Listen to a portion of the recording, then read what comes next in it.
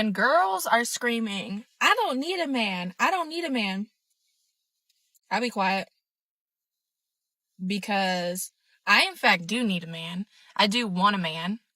I don't think we quote unquote need anyone, but it is nice to have a man as a woman, a handyman at that, a man who knows his place as a man, a leader, a provider, a man who takes the trash out without being asked, a man who pumps the gas, a man who opens the doors, a man who knows his role is so important. So when everyone's screaming, I don't need a man, I don't need a man, I don't need a man, you're gonna catch me not saying nothing because I need a man.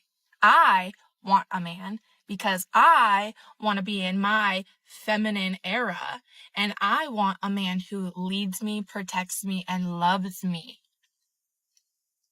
I support you in what you want to do, but for me and my household, I want to be feminine, and I don't need to touch the trash. It's going to be a no for me. There's also a noticeable imbalance in expectations. One side is expected to fix, provide, and stabilize, while the other brings a list of unresolved issues. Over time, that stops feeling like a partnership, and people move accordingly. Where is my man at? Where is my man at? I hate to make my entire life about relationships, but where is my man at? He's living his best life, staying away from entitled, modern women such as yourself. Let's get one thing clear from the start. No one owns anyone. Men move freely, and more of them are choosing to build lives that don't revolve around constant approval or validation. Meanwhile, some are starting to notice they're no longer being prioritized the way they expected. That shift didn't happen overnight, and it's not accidental. Guys, listen, dating is changing and women are finally feeling it. Women are finally feeling it. Listen, the past 10 years, oh yeah, they had their pick of the litter. Guys were sending direct messages, guys were double and triple texting, guys were doing everything and anything to get a response back or to set up a date. Guys were actually actively initiating dates and trying to actually pursue and create relationships. And what happened? Women didn't want none of them. So now what's happened? Men have quit. Men don't approach. Men don't double text. Men don't do anything anymore. Men just build their purpose. Men just keep building their finances. Men just keep going back to the gym, and men have quit. Because what happens is you now have an entire generation of men that think they're unattractive. You have an entire generation of men that believe they're either not worthy or they're unattractive or that women just naturally don't want them. You know, you see all this stuff like, oh, women would rather have a relationship with their dog or an animal or a bear in the wild than they would a man and all this stuff. Okay, that's what they wanted. That's what they claimed they wanted. Here we are. What you're going to actually notice, what's going to happen is women are going to most likely start within the next couple of years sending more choosing signals. Women are most likely going to start to pick up the phone and initiate phone calls first. Or what you're even going to see is women just might start even approaching first, because that's what we have actually came to now is men have completely just quit. Some would say for good reason. Men stepping back isn't about insecurity, it's about awareness. There's a difference between what's said and what's consistently shown, and people eventually start aligning with what they observe. Once that switch flips, it's hard to reverse it, and that decision tends to be final. I don't like guys that approach me. I want guys that look like they don't want me. They must just be mysterious. And then,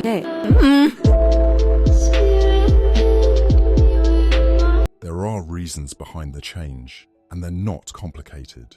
For a long time, men were filtered, dismissed, or overlooked based on shifting standards that didn't always make sense.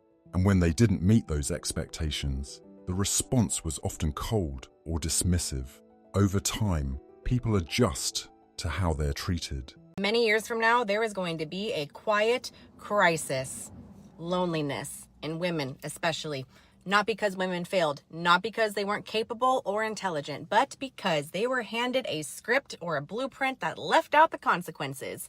Be self-sufficient, put your career first, you don't need a man. So they followed it. They pushed love down the line. They delayed the family. They treated commitment like something that could always wait. until it didn't. Fast forward a few years later. You're older, no partner, no children, no legacy, just some noise to fill that silence. Meanwhile, your grandmothers had way fewer choices, but way stronger direction. They built families, they built the roots, they built something bigger than themselves. And this generation swapped it all for convenience.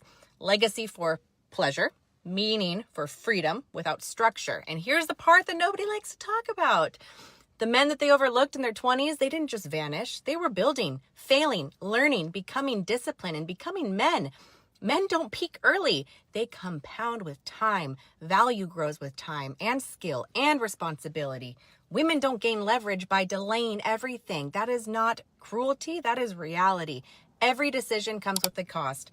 Modern narratives today did not remove the bill. They just postponed it. And the outcome is usually the same. Distractions instead of connection. Comfort instead of intimacy, and independence without fulfillment. This is not about going backward. It's about correcting the course. We don't need less ambition. We need stronger values, commitment, family, masculine leadership, feminine devotion, and a shared purpose, because freedom without foundation doesn't liberate. It isolates you completely. And tradition wasn't the problem. Abandoning it was. What people don't like to admit is that the outcome was predictable. The script was followed because it was easy, not because it was right. And now the results are showing up whether anyone likes it or not. There was always a choice involved, even if it didn't feel like one at the time. Stick around, and you'll see how those decisions tend to circle back in ways that are hard to ignore. Welcome back. I have to tell them I'm dead. Be with them. It's not like serious. Do you want to be with me? Ew. Then why are you here? Because I like the life I have. I'm gonna put the house on the market. Well, wherever you go, I'm going. That's so weird. You don't want to be with me, but you're gonna follow me? Yeah, I like being provided for. I'm not gonna do that forever. Well, sucks to suck. I'm your wife. You're not. This is like a legal thing. It's and not. You don't even have the means to fight it. Situations like this tend to reveal more than people expect. When actions don't match intentions, it becomes obvious over time. Staying in something for convenience rarely leads to anything solid, and eventually that imbalance catches up. There was one guy that I dated who was so nice, so cute, took me on the best dates, so fun. Like, we had fun. Every single day we had fun. But I did not feel emotionally connected. And it wasn't even that I wasn't attracted to him, because he was an attractive guy, but there was just something lacking. And instead of being like, oh, but he's so nice, he's such a nice guy, he treats me so nice, he has money, you know, I don't have to worry about anything with it. Like, as a friend, we could be friends all day, but I just wasn't feeling it. Eventually, that approach starts to create its own consequences. The same decisions that once felt empowering begin to limit options later on. Time doesn't pause, and preferences don't always age well when they're built on short-term thinking. At some point, reality replaces the narrative. Men are starting to realize that chasing a woman isn't important anymore, and they're starting to choose themselves. And I'm proud of us for starting to be woke now. You know what I mean? Because chasing girls, I mean, I've said this plenty of times, like, chasing doesn't get you nowhere. Chasing just leads to heartbreak.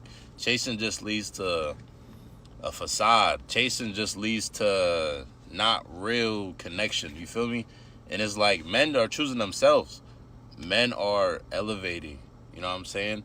We're getting motivated. We're trying to work on ourselves now. You feel me? There is no time to chase. There's no time for distractions. I mean, I fuck with that. You feel me? Like, of course we're going to choose ourselves. Because honestly, at the end of the day, if we choose ourselves and we work on ourselves, that means we're going to be attracting more what we want, what we really want. You feel me? And it's like, we have to be selfish at a time like this. We have to. Like, we have to lock in, and we have to take life serious. Because at a certain point, chasing stops making sense. You can invest time, energy, and attention and still end up with nothing to show for it. That pattern repeats enough times, and people start choosing peace instead. Prioritizing yourself becomes less of a reaction and more of a standard. If it resonated, like, comment, and subscribe. Thanks so much for watching, and I'll see you in the next video.